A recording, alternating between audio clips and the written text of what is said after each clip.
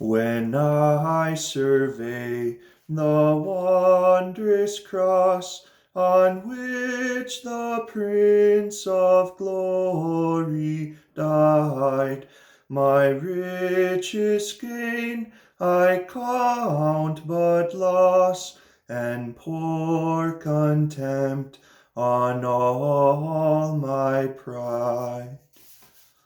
It was this morning, some 2,000 years ago, that our Lord was taken to Pilate, and there he was sent to Herod, only to be sent back to Pilate, and in the midst of all this was mocked and beaten. He saw Barabbas released instead of him. He was crowned with thorns and was condemned to death. He carried the crushing burden of the cross up Calvary Hill. He comforted and consoled the weeping women along the way. He was crucified between two thieves, and he forgave those who crucified him. From the cross, he entrusted our mother, the Blessed Virgin Mary, to his beloved disciple John, and to each of us. He assured the good thief of his salvation, and he said his famous 7 last words, and he cried out and died. In addition to all of this, there was darkness all over the land. There was an earthquake. The veil of the temple was torn in two.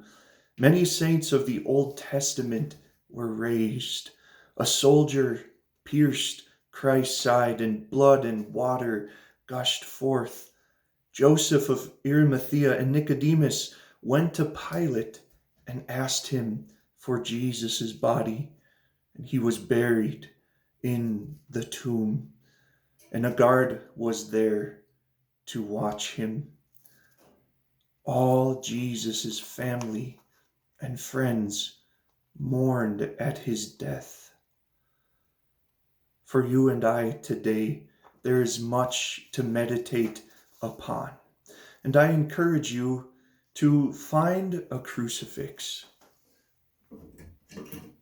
and to make certain that in your home you have a crucifix in a prominent place, somewhere for you to see each day, and especially today to meditate upon our Lord who did this for us.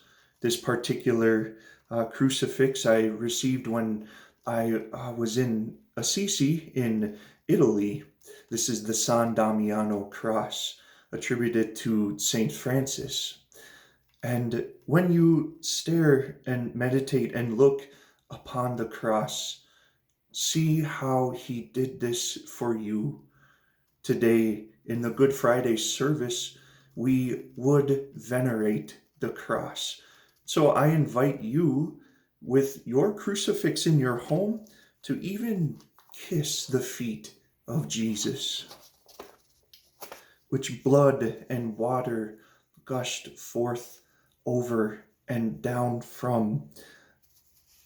Today, as we remember our Lord's death and resurrection, we look towards Easter Sunday, the very reason of why he died, so that he would show us that he has conquered death, that he has conquered sin in our lives.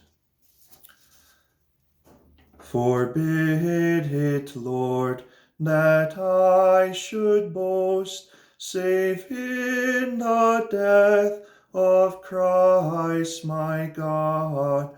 All vain things that charm me most, I sacrifice them to his blood.